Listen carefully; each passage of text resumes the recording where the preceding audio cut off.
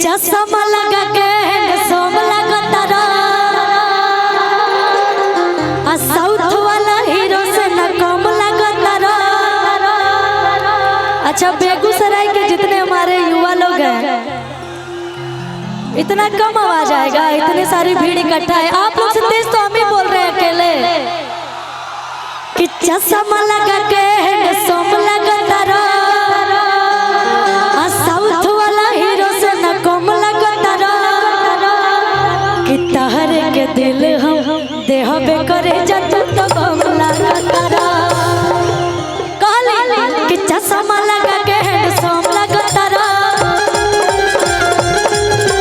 South वाला hero से न कम लगता। चश्मा लगा के सोम लगता साउथ वाला हीरो से न कम लगता।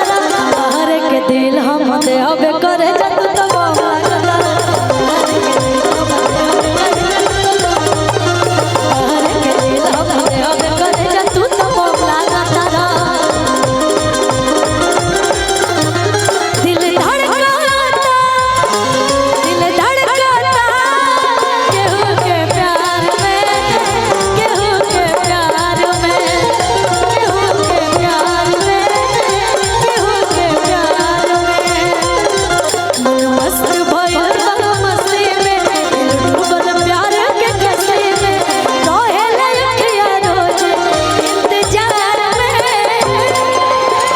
अच्छा भैया कुछ बोलेंगे? देखिए, आप ही लोग के लिए ना कार्यक्रम होता है, आप ही लोग के लिए कार्यक्रम ऐसे करिएगा तो फिर कैसे होगा? ये व्यवस्था ये सब चीज़ आप ही लोग के लिए है ना, तो आप प्लीज ऐसे मत करिए। देखिए, आप लोग तोड़ दिए हैं, हम लोगों को कितना इशू होता है। ऐसे मत करिए, एंजॉय करिए, आप ही लोग के लिए है। ऐसे मत करिए, प्लीज सहयोग करिए। हम आपका सहयोग कर रहे हैं, आप हमारा सहयोग करिए। चलिए शुरू करिए। ये जो भी लगा है ना भैया, आप लोग के लिए ही लगवाए हैं, आप सबके सेफ्टी के लिए लगवाए हैं।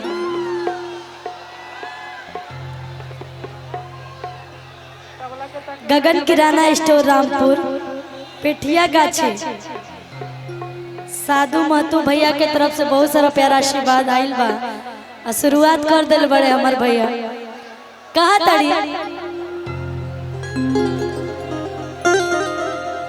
कि चश्मा लगा के हैंडसम लगता साउथ वाला हीरो से न कम लगता। अच्छा, ये प्यार दे के आप सबके हमके मन करे था कि हम बेगूसराय में ही रह जाए, जाइबे ना करिए अपना घर। ये हमारे सभी दोस्त मित्र भाइयों का प्यार है और मैं हमेशा चाहूंगी कि मैं बेगूसराय में आऊं, क्योंकि ये प्यार और स्नेह मुझे और कहीं नहीं मिलने वाला है। कि तहरे के दिल हम देहबे करे जत तो कम लगता।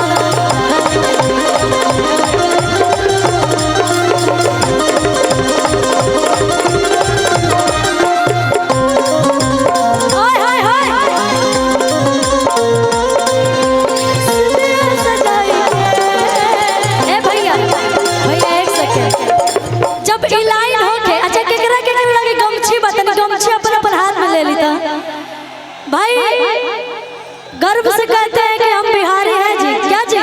तो गमछी पहचान बतानी, गमछी अपन अपन हाथ में ले लीजा। आ जब हम गीतिया गए तो मैंने अपन गमछी उड़ैया लो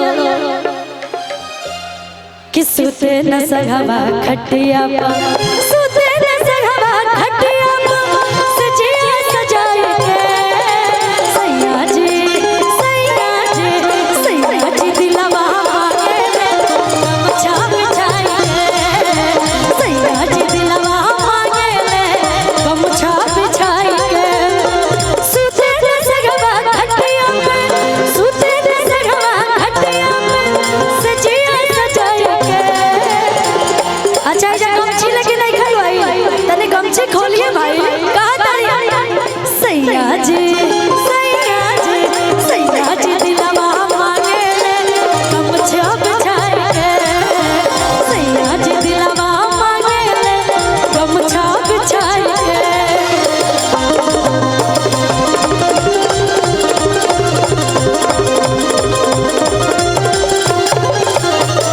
लेकिन एगो गीत हमरा याद आइल है भाई लोग के, जब हम जोश जुनून फिल्म देखनी है तो चलने दीजिए बे, थोड़ा थोड़ा चले दी कहा माटी को सोना कर दे, माटी को सोना कर दे, ऐसे कलाकार है जी।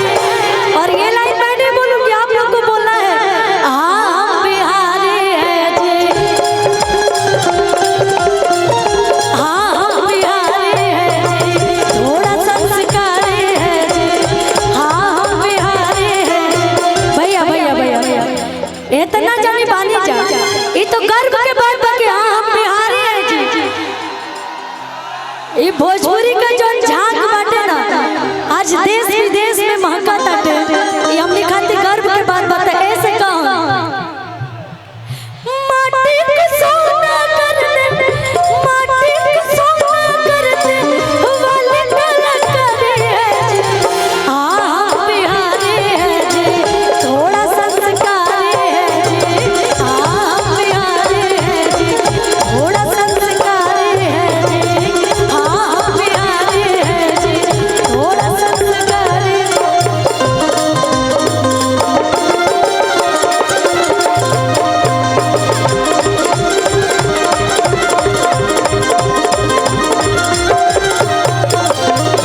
लेकिन बंटी इधर आइए, आप इधर आइए। अच्छा बंटी तार बियाह हो गेल बा? अच्छा हमें से कोई पसंद बा तारा के? कोई पसंद है तो बोलिए, हम लगन करवा देंगे, हम अगुआ बन जाएंगे। इतना ना है कि कंफ्यूज हो जा रहे हैं। कह रही है इतना ना है कि कंफ्यूज हो जा रहा है।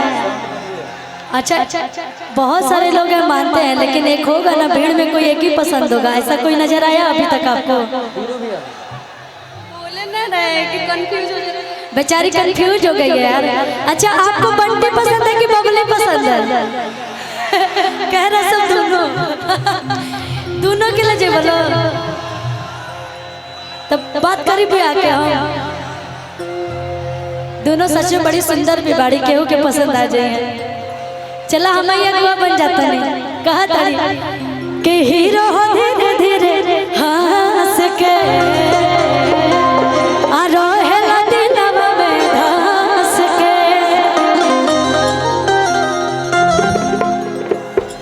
कि हीरो हो धीरे धीरे हंस के आ रोहेला दिलवा में धंस के। अब भैया कि मुस्कान मारेला सीधे बात मारेला, जान कोही के करे जा हमर जान मारेला। सेठ को के दाढ़ी चमचम लगतारा, हम है माली तू धरम लगतारा। भैया कुछ बोलेंगे? जी एक आवश्यक सूचना है कि हमारे प्रशासन महोदय से कि आप अतिशीघ्र मंच के पास आए। प्रशासन महोदय से अनुरोध है, निवेदन है, जितने भी हमारे प्रशासन फोर्स हैं आपसे अनुरोध है कि आप मंच के पास आए, आपसे अनुरोध है।